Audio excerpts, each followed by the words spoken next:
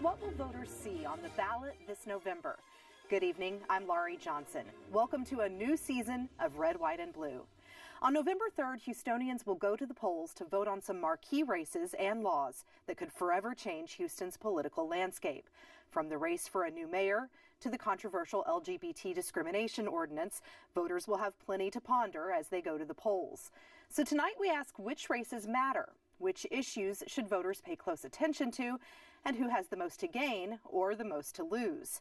To help guide us through this evening's discussion, we're pleased to welcome Jay Iyer, Assistant Professor of Law and Policy at Texas Southern University, representing District 142, Texas State Representative Harold Dutton Jr., and Dr. Brandon Rottinghouse, Associate Professor of Political Science at the University of Houston.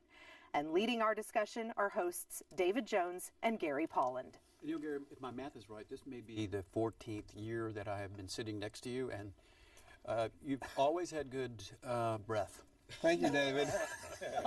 It's been quite an experience working with you for 14 years, and look forward to this year. It's going to be an exciting year. It is. And I've got some candidate quotes for the three of you. Let's see if you can pick out which candidate said the following items. First, it ain't over till it's over. Chris Bell. Chris Bell? He's got a chance. He's got a chance, all right. And the second one is, it's deja vu all over again. Sylvester Turner. Anybody else? Ben Hall. Okay, well, that'll work. Okay. Yeah. And the last one, when you come to a fork in the road, take it. That'd be Bill King on Hero. That's right, and Gary is still waiting for Bill King to come out one way or the other on the Hero ordinance. Well, actually he has.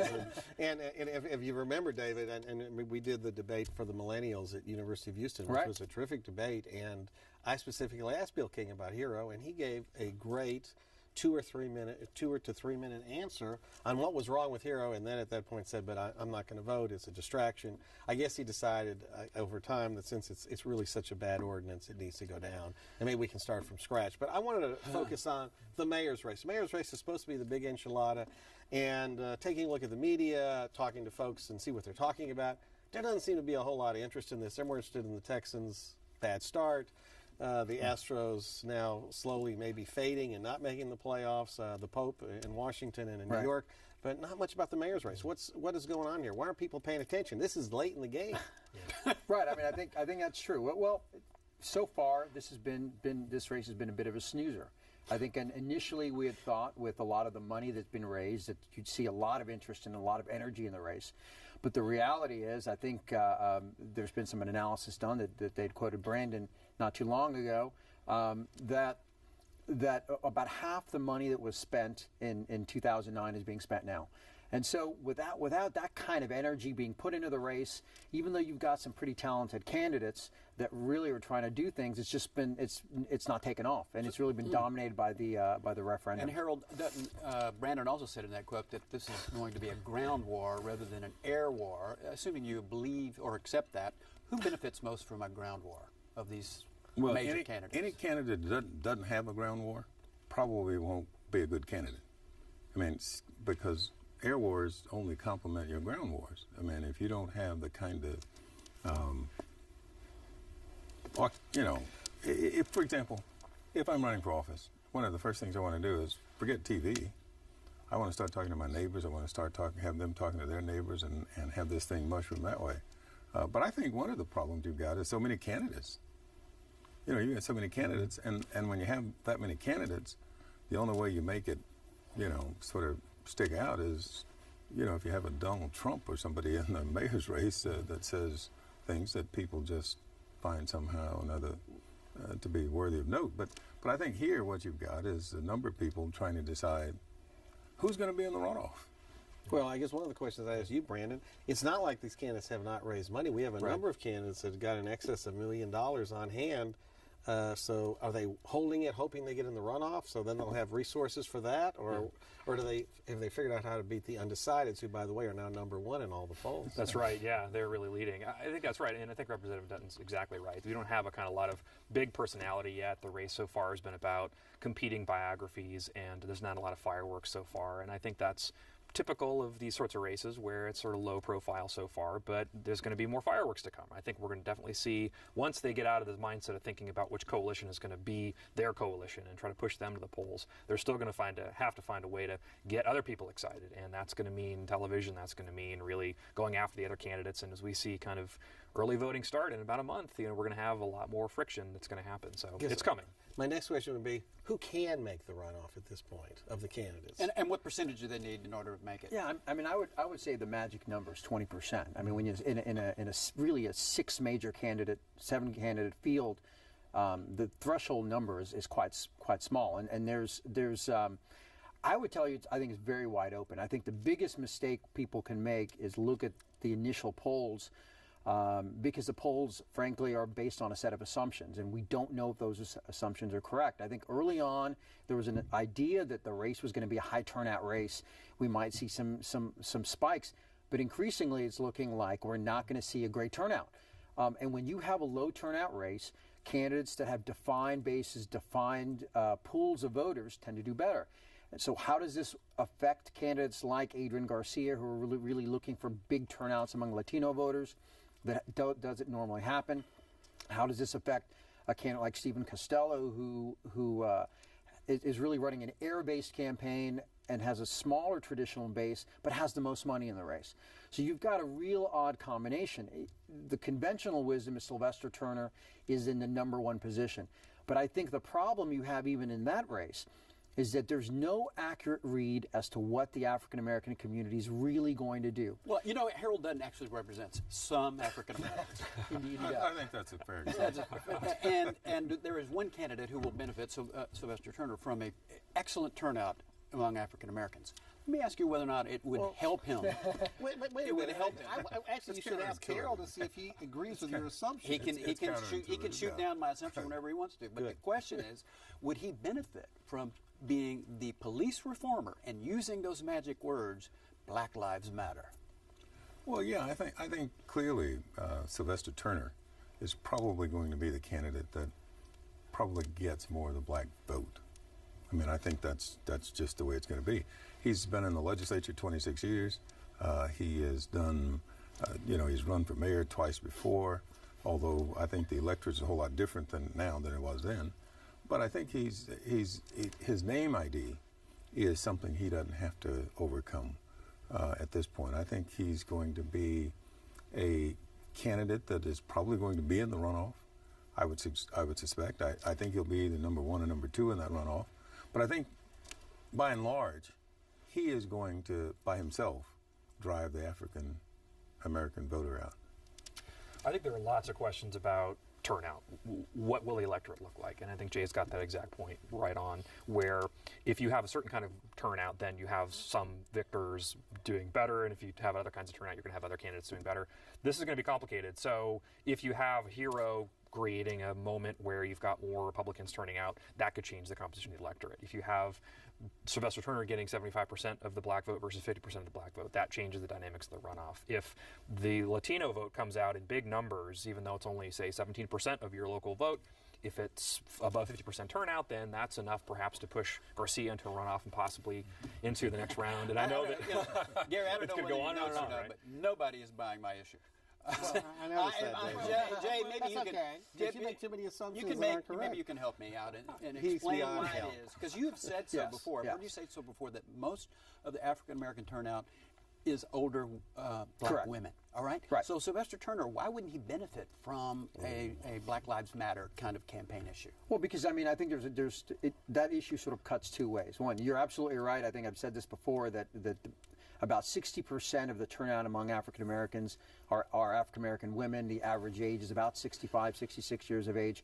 The issue with they sort of politicizing the Black Lives Matter movement for him is that he really is looking ahead. He feels, he's looking to try to have a citywide campaign. His great push in this election has been essentially been to Anglo-Democratic voters. You've seen sort of a marked shift in the way he's approached the race this time, vis-a-vis the way he's done it in the previous two. I think he is trying to run as really, I mean, I think his campaign says this, sort of as a uniter. And I'm not sure he wants to have a specifically sort of ethnocentric message, which I think is the perception, whether right or wrong, that some people will have about that. Now, given the fact that you talked about African American women being the predominant majority that votes in the African American community, based on surveys I've seen, African American women, when informed about men and women's bathrooms in Hero, overwhelmingly are voting against. So Sylvester embraced Hero. Is that going to impact him with African American women? Well, let me say as opposed to Ben Hall, who's strongly against it, but equally Democratic. Clearly, you got something, a lot of moving parts in this whole thing. But I think this may be one of those times where you end up with more voters in the runoff than you did in the regular election. Because I think at that point, the issues will be far more narrower. I think the constituency of the people who end up in the runoff will be more targeted and more galvanized. And I think they'll come out at that point. But I don't think one single issue is going to drive people either toward or away from either of the candidates. Somebody tell me how Bill King could possibly make a runoff when he has been, to many voters, Gary's not a city voter, but sort of weaselly on his Hero analysis, right? And you've got, he won't take a position, is what I'm saying. No, he's trying to. Yeah, he's taking a I'm not position voting. No, he's voting no. Oh, he's changed. No, he said he was voting no. He made the case against it. He just didn't take the final step. He's now taking that. He's going to vote no. So if he consolidates the Republicans and he's now made this announcement about voting no, he's got a better chance of being in the runoff. Yeah, I mean, look, I think there's a certain reality to it. He's garnered the support, I think, of almost every Republican elected official. Most of the precinct judges, I think, support him. He's got the support of most of the financially conservative organizations in town. He's done what he needs to do to position himself as the conservative candidate. I think the difference for him is that he's playing in that space with an overtly socially conservative candidate in Ben Hall, who has the backing of Dr. Stephen Hotze, has the backing of I think Terry Lowry as well.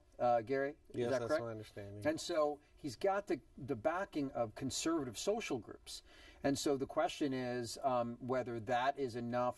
If those voters will turn to Ben Hall rather than Bill King. So he's got everybody that lives in Tomball is going to be for him. But in either case, what happens is, I think Jay's right, but I think that's enough to perhaps get you into a runoff. Good. But I think once the runoff occurs, I don't think you can get to home plate with that constituency. That's the problem. For Ben. Not unless Ben gets his share of the African American vote. If he gets his share of the African American vote, then let's say he splits it with Sylvester, then he can make the runoff and he can get elected mayor if he can hold that in the African American base. I just don't see him doing that. I mean, perhaps you're right, but I think well, it's going to take a connection. He's gambled his race on the fact that African American women are voting no on Hero and they're going to vote no on Turner because Turner's for Hero. That's what he's banked his campaign on. Right. He's going to live or die with that. That's obvious. African voters generally have never been single-issue candidates unless it has to do with. So they may, and I don't know what your take is, Brandon, whether or not you even think that the voters are going to make the connection. They're going to look at who's running for mayor and make their decision. They'll vote yes or no on Hero. Right. Yeah. Separate decision and not connect the two. There'll be some connection, clearly, but that's only going to be for certain groups who are really connected to it. I think a lot of it's going to be name ID, and that means Turner and Garcia are going to have the edge here. Everybody else is still fighting, and I think the fact that there's been this confusion about who's in favor of what and who's really responsible to what coalition. People. Yeah, there are too many options, and I think people are not going to... Garcia's, and of course, in Garcia's plan, my take is to be the more conservative candidate in the runoff, but still acceptable to Democrats. Because he's a Democrat. He and Turner both are running this biography campaign. I have had such a stellar life. Please vote for me. I just don't understand how somebody can think that that's going to be persuasive. Well, I mean, that starts the interest. I mean, you've got to. Most people want to know what have you done before. Quite frankly, I mean, they want to know have you. And so Chris Bell has come out and said, Garcia, you haven't done much as a sheriff. That always sets the bullseye on you too when you claim that, because now people get to argue against it. I mean, I think in terms of biography campaign, I think Adrian Garcia has probably taken it to a level that probably most candidates don't. I mean, in terms of sort of putting out ideas, I think he's starting to put out more now, but he's clearly a biography candidate, sort of to some extent, kind of, I think, to Gary's point, trying to take a centrist position on almost every issue. But that does create a problem for you, because if you start, the underlying premise is he's been a great sheriff. That's really what he's arguing. If you start to say he's not a great sheriff, it becomes a problem for him as far as kind of moving forward. But I think the larger issue, as far as the race goes, ends up being a situation as it relates to whether it's Sylvester or Ben or Adrian Garcia, is we just don't know what the mix of voters is going to look like.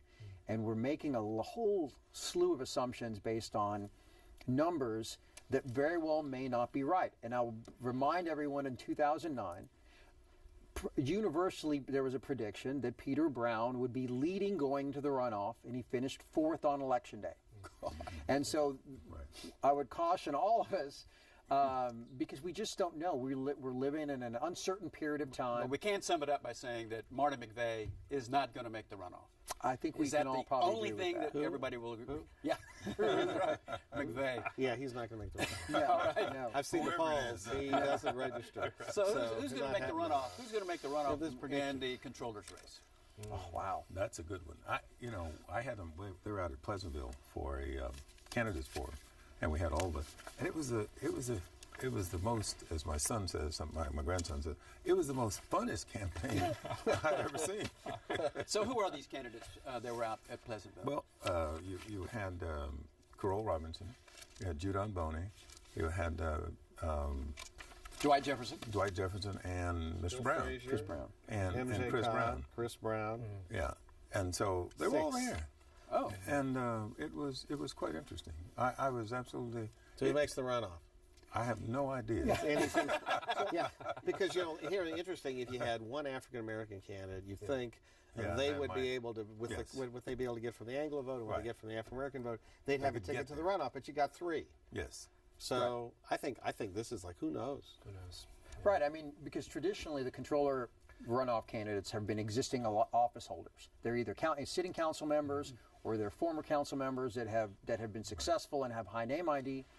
And so we just don't know. Well, that would be Carole Robinson, I guess. Right, if you go right, with right. that. But the other thing is not only who knows, but who MJ cares. Khan.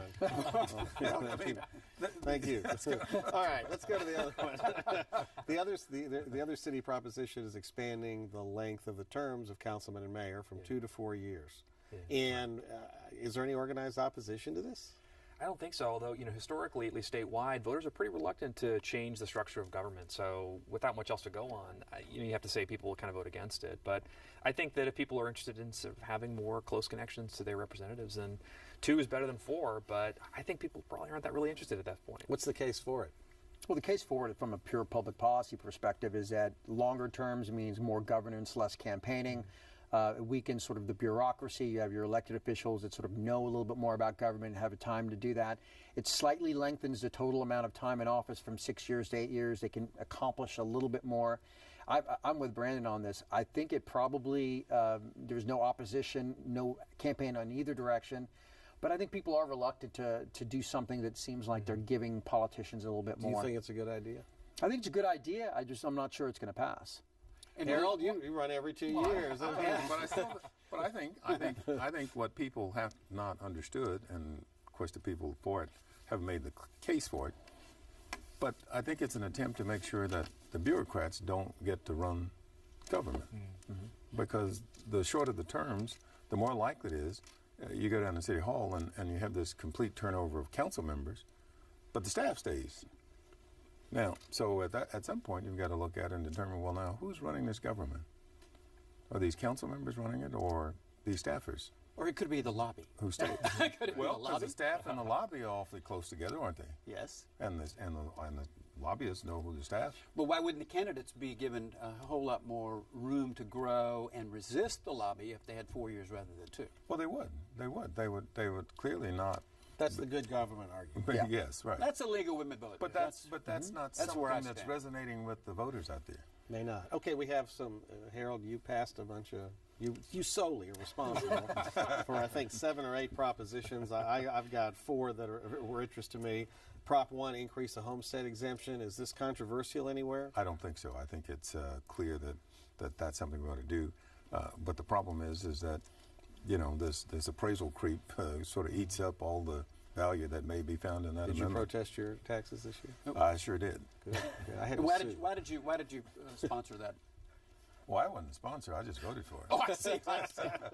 I just thought it was good government. I see. Did you sponsor anything that passed? Got on the ballot? On a ballot, yes. No, not any of those constitutional amendments. You didn't pass those. Okay. No, any disagreement with Harold on the homestead exemption? I mean, these pass upwards of 90%, so historically this is going to go for sure. Okay, and then this was interesting.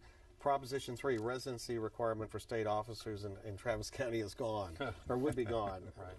Why, Brandon? Why are we doing that? It's anachronistic. I don't think it's necessary for people in the day and age where you can commute and where you can sort of Housing telecommute. prices are too expensive in Travis County. Is that it, Harold? Well, no, the traffic's bad. Traffic's bad. Housing's expensive, so you don't want Especially to in live the So you don't want to live there. So you think that passes? I think it passed. I think most of those. I think there are 9 of them in there. And then we take a step more toward gambling. Proposition 4, professional sports teams, charities are allowed to do charitable raffles. Yes. Right. Yes. Okay, what's the story, Jay? Why should professional sports teams get to do raffles? Why can't Channel 8 do raffles? Well, I think it had to do with the fact that the professional sports team items, a lot of their items get auctioned off. They don't have the ability to sort of control that and make any revenue off of it. This will give them that opportunity to do that. It's basically giving the sports teams another revenue source, I think, is what we're doing.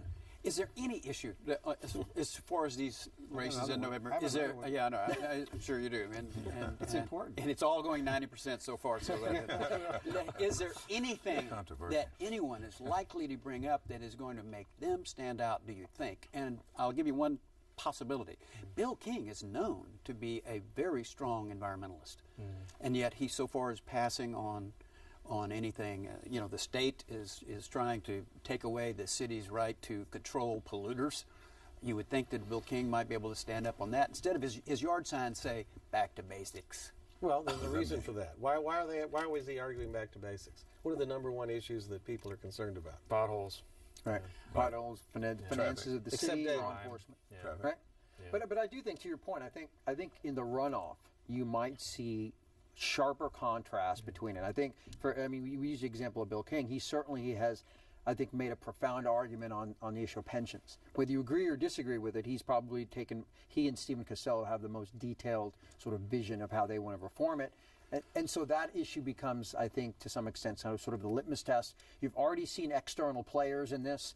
The Arnold Foundation is brought in, is spending, I think, hundreds of thousands of dollars on TV ads in favor of some level of pension reform. Well, I think there's a pack that's going to play in the runoff Right, too. so- If Sylvester's in the runoff, I think they're going Well, that's after the him. sharp contrast, right? King versus Turner could see the contrast being on pensions. Well, but I don't know that it would hurt Turner in that sense, because whoever is going to have to be able to get the solution through the legislature. And I think Sylvester would obviously at that point be the more likely candidate. The Well, I argument- will say this about that, because I've heard that comment made before. And to your point, if you've been in the legislature 26 years and you haven't been able to solve the problem for 26 years as a member, I'm not sure that that's a compelling argument. And his best friend Harold Dutton is going to be in a and minority position in the House. Well, I think that argument is a little short-sighted, because what it presumes is that Sylvester was trying to solve it. I don't think. No. Well, that would be the argument of Mr. King, that But if the Sylvester was city- part of the problem, not part of the No, but solution. if the city didn't come to us and admit to us that it was a problem and how severe the problem, nobody's ever come to me and said that. Well, Parker has claimed she, not this time, but previously had gone to the legislature and asked to be freed from state requirements. She's absolutely done that in previous She did. sessions. But she didn't ask you. She should have. I Well, have she never should- had someone from the city come to me. Well, then To that tells explain us to me- how effective Parker was. That's what it says. And that's a last question. Is Mayor Parker going to play a role in this election, and where? When? How? I think people generally think she's done a good job, and the city is in pretty okay shape, despite Gary's sort of characterization, right? But I think that she could play a role in some cases. I mean, if you're talking about her coalition being kind of strong Anglo Democrats, that could move some people in a direction in a runoff that might be helpful. So it could be helpful. I don't think she will, but there's certainly an option that if she did, then it might be pretty important. If she believes enough in the expansion of term limits, she might be able to influence that outcome. I don't think she's going to speak out on anything. I think she's worried about national politics. She's campaigning for Hillary. Well, So we do have a collapsing economy with the jobs and headlines today were not good about our deficit's going to be huge. Is this You mean Bill Houston's King? deficit? Yes. Is Bill King is this his opening? It's hard to get people to pay attention to that, right? I mean, I think you want to, being a single issue candidate, it's okay as long as that single issue is something people care about, right? I think a lot of people are confused about the pension issue and some of the financial issues in the state and city. So I think that they need to find something that's going to be much more direct and going to really hit people where they live. Thank you, Mr. Rottinghouse. Thank Professor Iyer. We have Professor Mr. Dutton. Rottinghouse. We have to Thank you, both of you. guys. Laurie, it is all yours. A programming note, every week following Red, White, and Blue, you can continue the conversation online with Houston Public Media's new digital series, Political Perspectives, featuring Jay Iyer and Brandon Rottinghouse. Starting at 8 p.m., log on to houstonpublicmedia.org/perspectives. And remember, you can catch Red, White, and Blue every Friday at 7:30 p.m. right here on TV8, and again Saturdays at 6:30 p.m. We also invite you to visit us online and send us your comments. We want to hear what you're saying about the issues that affect Houston. You can submit your comments at houstonpublicmedia.org or on Facebook, and don't forget to like us. Thanks so much for watching. See you again next week. Good night.